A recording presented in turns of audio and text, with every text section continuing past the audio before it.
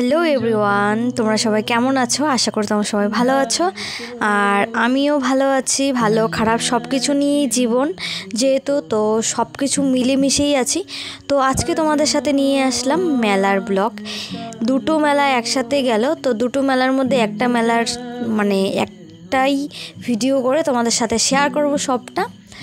তো মেলাতে গেছি আমার ফ্যামিলির সাথে। তো আমার ফ্যামিলি বলতে আমার শ্বশুরবাড়ির ফ্যামিলির সাথে। তো যেহেতু এখানেই মেলাটা হচ্ছে, তো প্রত্যেকটা মেলায় আমার শ্বশুরবাড়ির লোক আমার কাছে খুব বেশি ইম্পর্টেন্ট। তাদের সাথে আমার যদি কোনো রকমও ঝগড়া ঝামেলাও হয়, তবু তারা আমার কাছে খুব ইম্পর্টেন্ট, কারণ এটা আমার শ্বশুরবাড়ি।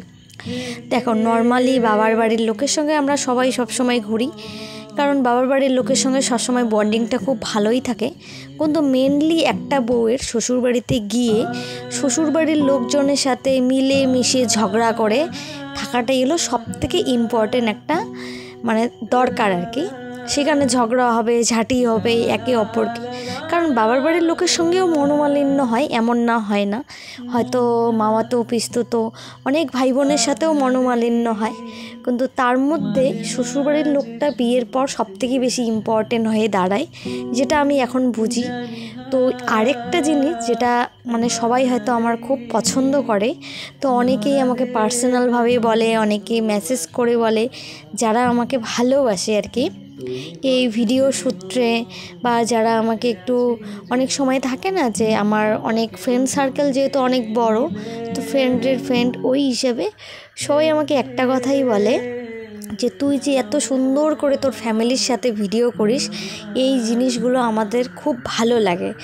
তো আমাকে অনেকেই বলে, আমার ম্যাডাম বলে, যারা আমার আমাকে অনেক কিছু অনেক ধরনের আমি যাদের কাছে শিক্ষা নিয়েছিলাম এক সময়, তারা বলে যে এরকম করেই মিলে ঝুলে থাকবি।